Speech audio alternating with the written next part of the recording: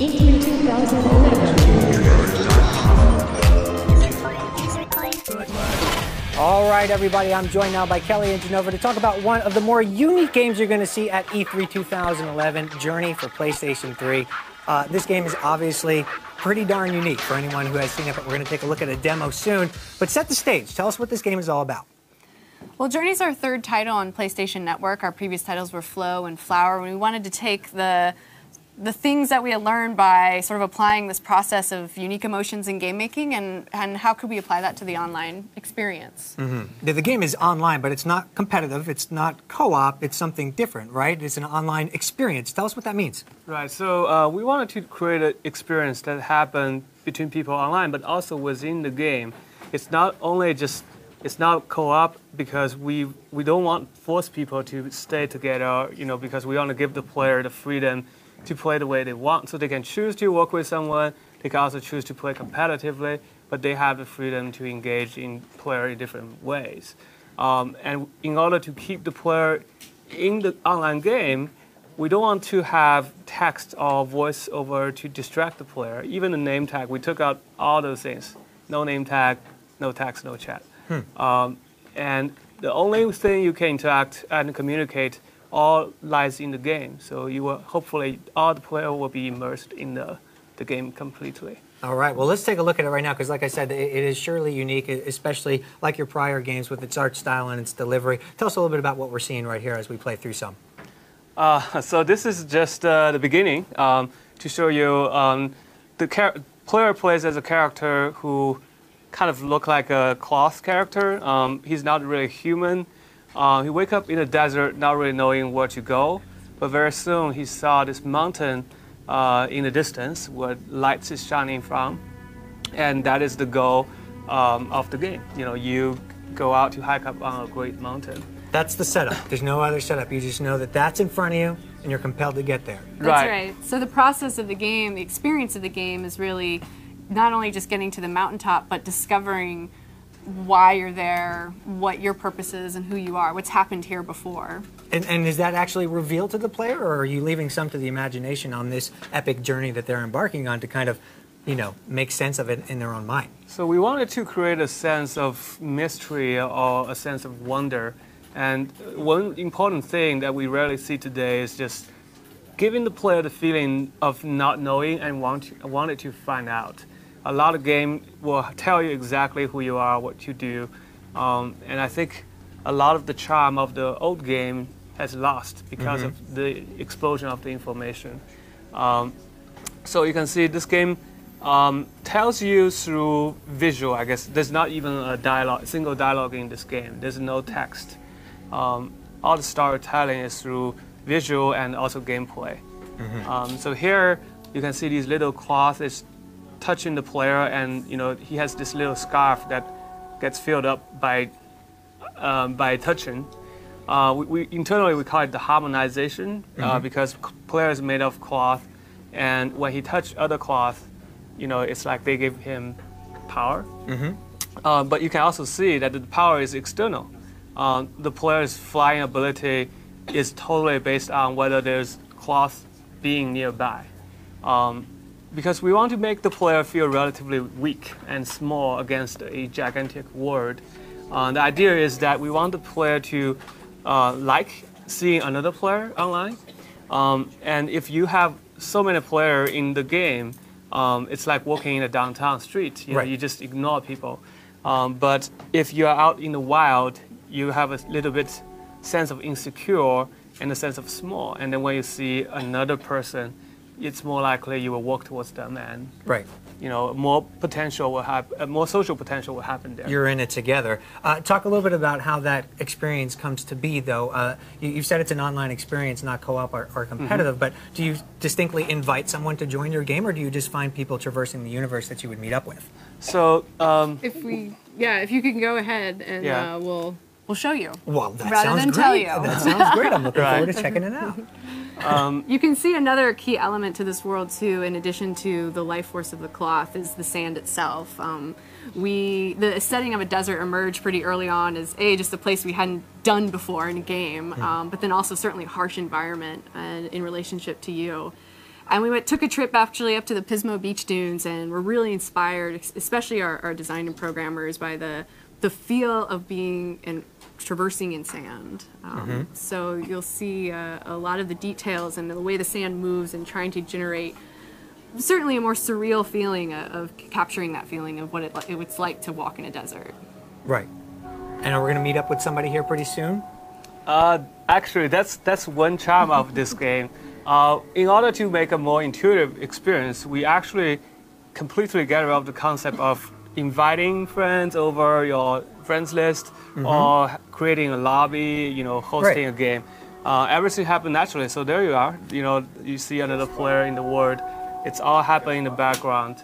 So that signal was being sent out, kind of. That's right. So the game was looking for someone in the space that was sort of in proximity to you, and so almost just like hiking and happening upon another person. That's exactly how the experience is. And the thing is that that is another person, another player somewhere in the world. But not necessarily someone from your friends list. It just could be just a random person. If you want to tell someone who didn't play a lot of game how this thing works, you just say, well, this game, you're hiking to a mountain, and around the world, there's other players who's hiking as well.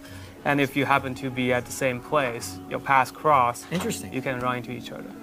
Talk a little bit about the influences of this game. Obviously, you're incorporating several unique ideas here. What were the influences? Obviously, your prior projects, you could see influences there. But was there any external type of sources? From a story standpoint, games like the recent Limbo kind of come to mind in terms of you don't really know what's going on, you kind of figure it out. But what other type of influences did you have in creating this project? I think this game titled as Journey, the biggest influence we had was Joseph Campbell. He's a comparative mythologist.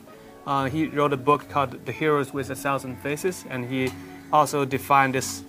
He studied all the mythical stories from all the different cultures and religions, and he found this common structure that shared through all across the globe. And he called this thing the hero's journey. So when we designed the online game, when people say, if you put two strangers through some hardship, a bond will create between them. But what we saw is, a hero's journey is essentially a journey of a transformation.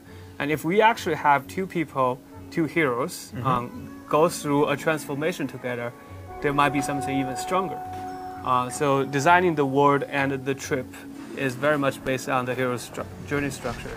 The most famous use of the hero's journey is probably Star Wars and Matrix, if you have a chance to look into that. Right. Well, obviously this is a journey, so let's talk a little bit about progression on this journey. What are the ways that the player progresses in terms of are they provided with distinct goals within each of these areas? Are there regions? And if so, is figuring it out something, like you said, you don't want to hold their hand, but you definitely want to make it evident so that they're not just stuck, correct? Oh, sure. That's certainly the fine line we're always walking in our games and trying to build everything into the world so that there's no heads-up display, no meters, no explicit instructions, but wanting the player to feel like they're discovering their purpose and the goals here. And as you were saying, it's the game is divided into different regions on the way to this mountaintop. So the physical goal is progressing through each level to get to the mountaintop, but there's this other goal of discovering what's happened in the world and what your purpose is. And in a way, that's kind of all of our stories. So there's a larger story at hand here, and I'm assuming that by accomplishing the journey, there is a payoff when you reach the mountain. But you mentioned the influences here. What do you think is the core lesson to be learned here from this journey that you're asking players to embark on? I don't think it's a lesson to say. I mean, I don't think I'm old enough to teach anybody a lesson. I think it's just there's a sense of accomplishment, a sense of transformation. I think we're inviting the players to come to their own conclusions or engage in that conversation around what is the meaning of it. Excellent. Now, obviously, you mentioned there are different environments. It's not just all desert. Is that correct, or is it all desert? Well, you have to go to the mountain, so. Right. I don't think desert will be on the top of the mountain there. See, I learned something already. It is a lesson. So we could expect different types of environments is what you're saying. Right. Right. Have you revealed or talked a little bit about more of those?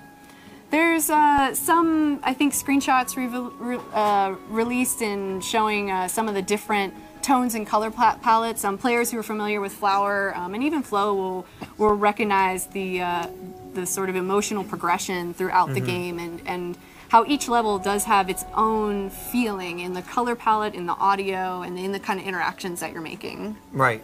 Now, obviously, talk a little bit about the main character itself in terms of, from a design standpoint. Did you come right out of the gate and know exactly what you wanted to do, or did you go through several different iterations of what it might be like to make this character what it is? Yeah, it certainly went through at least 4 or 5 different iterations. Initially, we see this character more of a human kind of character, has arms and legs. But then, as we keep evolving it, we decide to chop off the arm because really there's no need for that. Right. We even get rid of the feet. It's kind of this pointy legs instead. So there's no interacting with objects per se. Exactly. Okay. So most of the game is about the traversal. Moving, running, surfing, gliding, flying. It's all about movement, and there's a little bit singing. The little bubble. People can communicate, but also the bubble is single-player mechanics as well. Yeah. In terms of interacting with players online, once you've initially met up, do you have means? I keep seeing them doing things back and forth. Are there ways of sending specific types of signals to each other, or is it literally just meet up, one follows the other, and deciding as you go? So there is a little bit mechanics here. When players touch other claws, they harmonize, right? They charge up their energy. Same thing could happen between 2 players.